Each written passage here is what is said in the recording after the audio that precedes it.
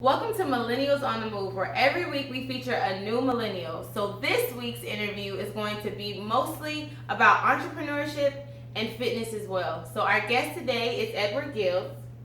How you guys doing? All right, and so he wears many hats. So we're just gonna focus on fitness and everything that entrepreneur has going on in his life. So let's get things started with a little bit personal. So what do you do? Like, tell us personally what you have going on. I've been an athlete pretty much all my life, and I think that was one of the greatest assets I've had because it had always had that urge in me. And coming from a small country to migrating over here to the United States at a young age, actually when I was 9 years old, having to adhere to all of these different things and learn all the different ways, that really motivated me not to only do good in the court or on the track, but also in everything else. I'm a current student at FAU, Florida Atlantic University, currently pursuing a degree in business administration, also focusing on entrepreneurship. I'm a current junior, soon to graduate, current entrepreneur and owner of Flex Fitness Performance, which is a company me and one of my brothers founded. And speaking of brotherhood, gained a lot of brotherhood through organization called Progressive Black Men Incorporated, where I am the treasurer of that organization, and having that lead position and having all of these other things as well has always pushed me to always work towards my best. Okay, so you said you migrated from a country. What country was that? Yeah, I'm actually of Haitian descent. I was born here. I was born in Haiti. So I did come here at 9 years old. Okay, so how was your experience coming from somewhere else? And just tell us your experience about changing life settings. Well, changing back when I came here was much different than I feel like you'd have to encounter now, because there was a lot of lack of understanding and people didn't really know others' cultures, so they would really down your culture. So coming here was it was an obstacle, but I think it kind of like made me a stronger individual because because I always had to overcome new reality, like everything we did back in Haiti, it was completely different here. It was a entire different mindset, so I had to learn all of that new way, taking language classes just to learn the language, so that held me back, but all of that just really funded me getting better, so I appreciate that. Right. Okay, so earlier when you were talking about your personal journey, you said entrepreneurship. So that leads me to my next question. So what does entrepreneurship mean to you? What does it look like in your life? How is that taking hold of you? Well, I feel like entrepreneurship is more than just a word that you hear. I think it sounds really fancy. Right. It does. There's no fancy about it. Behind the scenes, it's a lot of hard work. And I think entrepreneurship came to me because I've always worked hard. I've always had to fight. I used to be an 800-meter track runner, and if you haven't ran the 800, you shouldn't, because it's really hard. That's 2 full laps around the track, about 800 meters, and you have to give it your best at full speed. You get tired, people's gonna pass you, but you got to give it your best.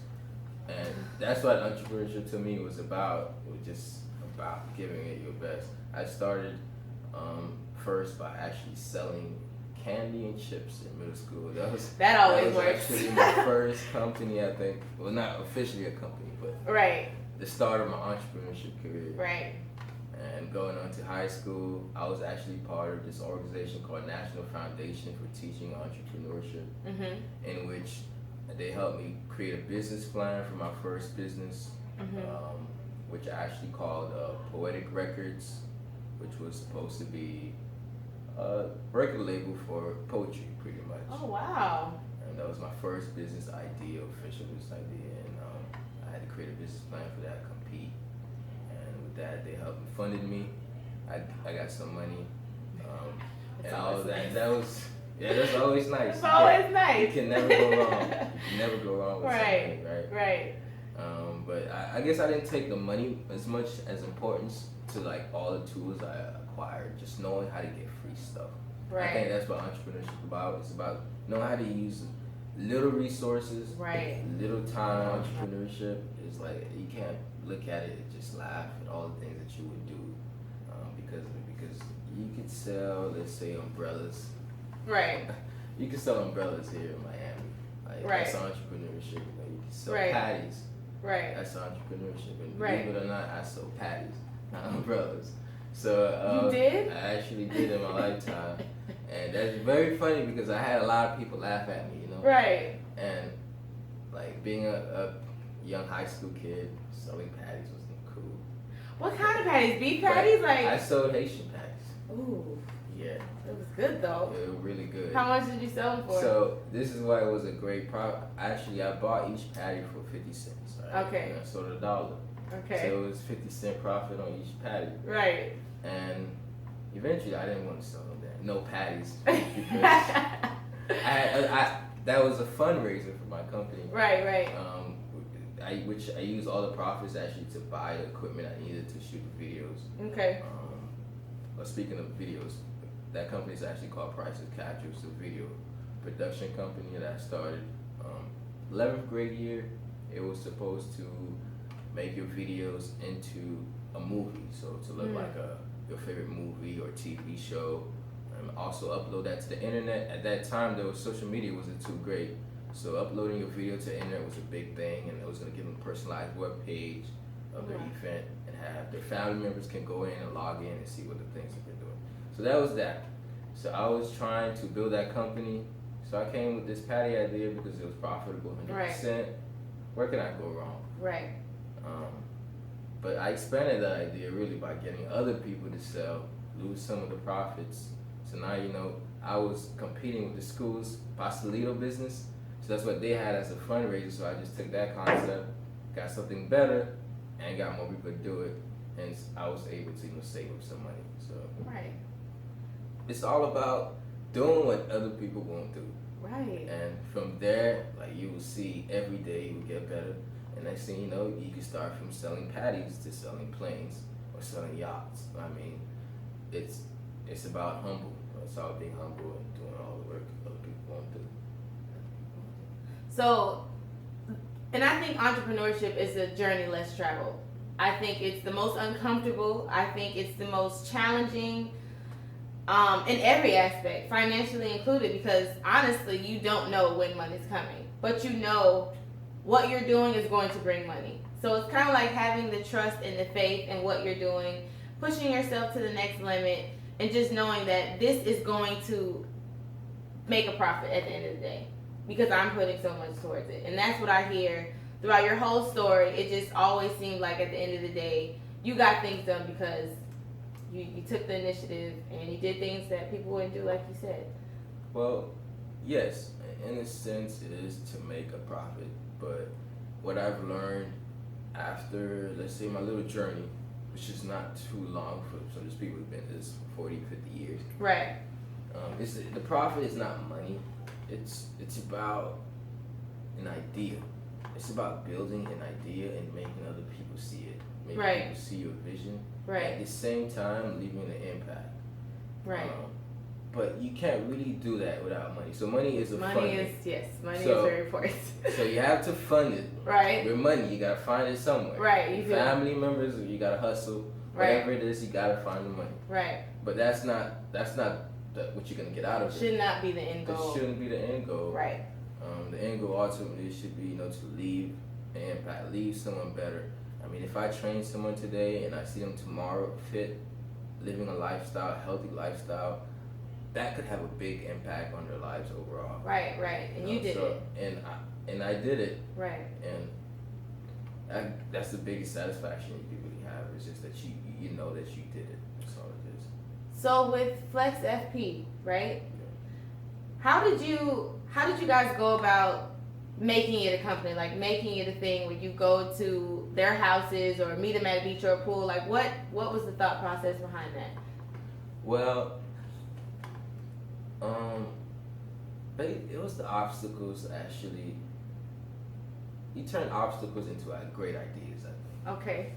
And starting off as a trainer myself, I didn't have much equipment. I didn't have anything to work with. I'm like, okay, what am I gonna do? Right. It's either I could bring these people in the gym, right, and do everything else that everybody else is doing, which is putting you on the machine and say, okay, do 1, 2, 3, and I found that very boring. And having an athletic background, actually playing 7 different sports, I learned that outdoors is just where you should work. And that concept came about, and when I introduced my that idea as a trainer to my brother James Joseph, which is a co-founder of Flex Fitness Performance, we built it off a lifestyle because for him, fitness is his lifestyle. That's what he does on a daily basis. That's what he's grown and worked at every day.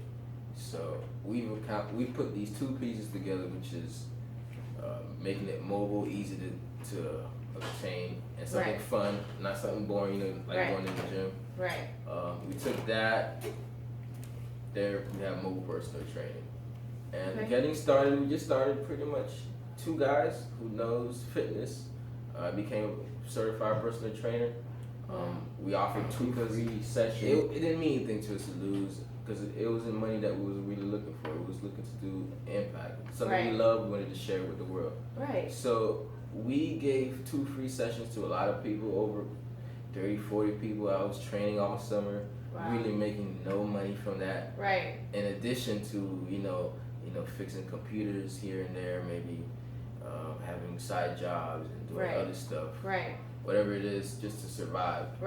But I was doing it with that idea. So with that, social media promotion kept going on. We just kept promoting ourselves, show what we're about. Eventually, if you're about something good, if you're doing it for the right reasons, you should have no problem, getting your message across. And with that, started buying equipment little by little, build a nice system where people could easily sign up, creating a website, getting us integrated into Google, with all this advertising, up our ranks. So now we're at least on top, as mobile personal training in Boca, if you would Google it.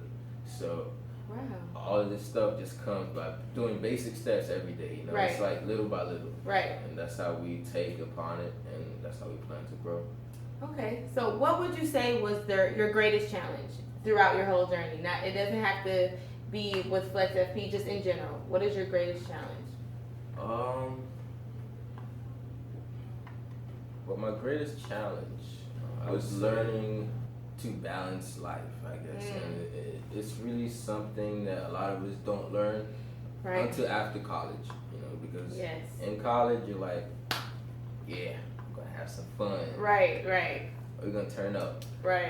But life doesn't turn up with you after, It turns down. It's like, calm down now. Life is here.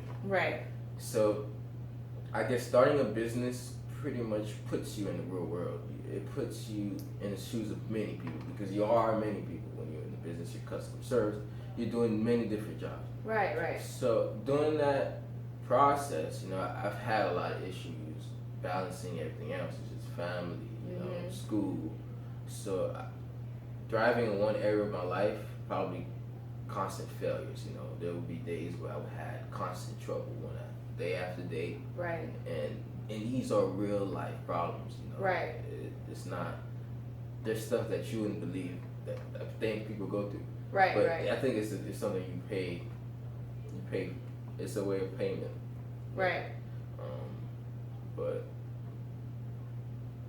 to go a little bit deeper into it, as far as the challenges that have actually occurred in my life, just losing things.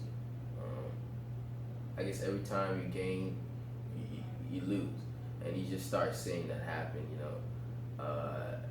Having to do a mobile personal training business and have my car break down, get towed, and then next thing you know, the car is gone, and then that's no issue. I made it work. Have a personal training company. Now you have a new car. And for a while, probably a few months, didn't have a car. And bought another car, broke down, it's gone. So and that's no issue, right?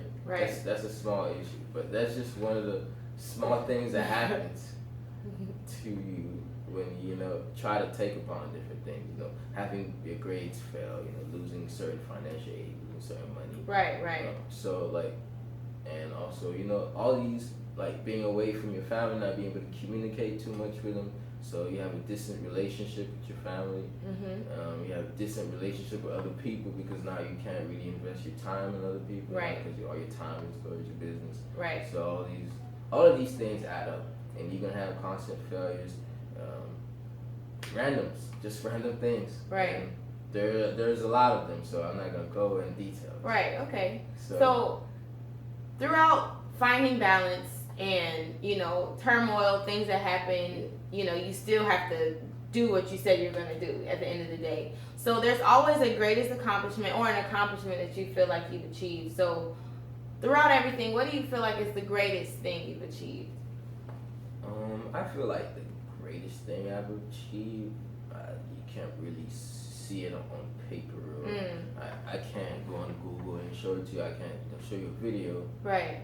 But I would say it's an overall impact I know I have on some people close to me. Right. And people that I don't know. Right. Because people have seen me. They've seen me in different circumstances. Mm-hmm. They know who I am. Right. And they see what I do on a Right. daily basis. And I think that itself can speak because people will be more inspired by what I do. Right. I know that if I am successful, I know when I am successful actually, that people can see, okay, this guy, he was raised with me. We was in the hood playing ball together. Right. I spoke them in track a couple of times. But now look at him, he's doing this, he's making an impact, he's changing somebody's life. Right. And I think that's my greatest accomplishment right now, is that people could see my yearn for this. Mm-hmm. And I think that will spark their yearn, to want to do this, Right. to want to get in shape, not Right. just to get in shape, but to want to do better in life. Right. And that in no sense means I'm successful. I'm not successful at all, not to the point.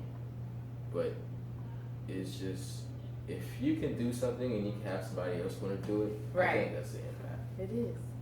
Okay, so what motivates you? What motivates me? Motivation. Well, I don't know. I think I just have this. I don't know. It's a light.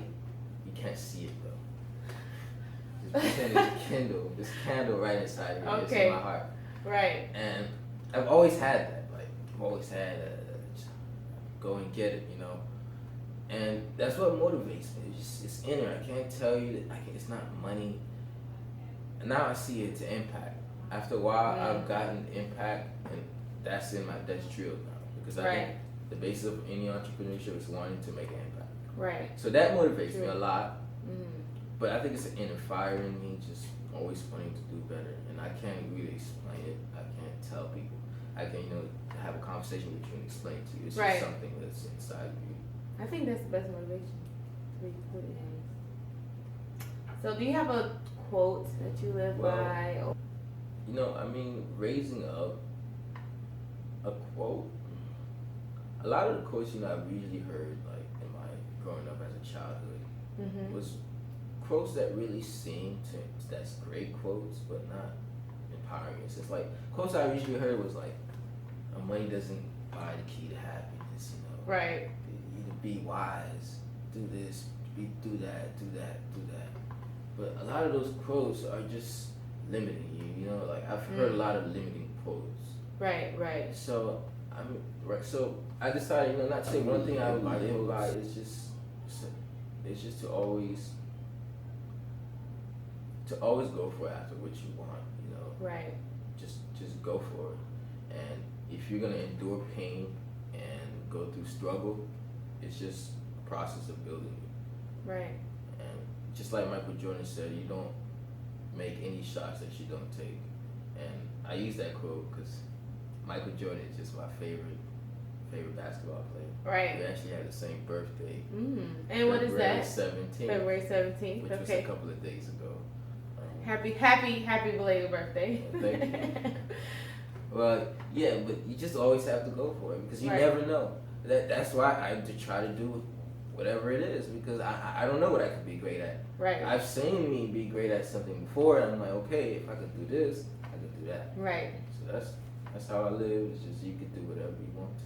It's not a pro. It's open. Okay. So I really appreciate you for doing this interview with us. I think it was very insightful, very, very vulnerable, and I really appreciate that because I think entrepreneurs, people who are trying to get up and start doing what they said they were going to do, I think they will find some type of motivation in this interview to actually do that because it's easier said than done, but all you have to do, like Michael Jordan says, is take the shot. You'll never know. Just got to take it. You just got to take that shot. Got to take it. So that was Edouard Gilles with his very beautiful entrepreneurial story. So follow him in the next video. He's going to be delving into how you can get in contact with him, how you can stay in contact with him, or if you just want to generally He was our follow Millennial his life this week. Thank you so much for tuning in. We'll see you next Friday. First of all, I would like to say, if anyone has any business ideas, anything you're willing to start, and just want some support, maybe some guidance, maybe some free tools and resources, you could always hit me up. My phone number is 561-927-6725. That's 561-927-6725. Or you could also email me, egilles2013@fau.edu. That's my email address. For any personal training, you can visit us at flex-fp.com or contact me at the same number, and we could always work something out for you. And if you need anything else, I have a lot of various services that you wouldn't believe that I do. Just hit me up. Maybe I probably have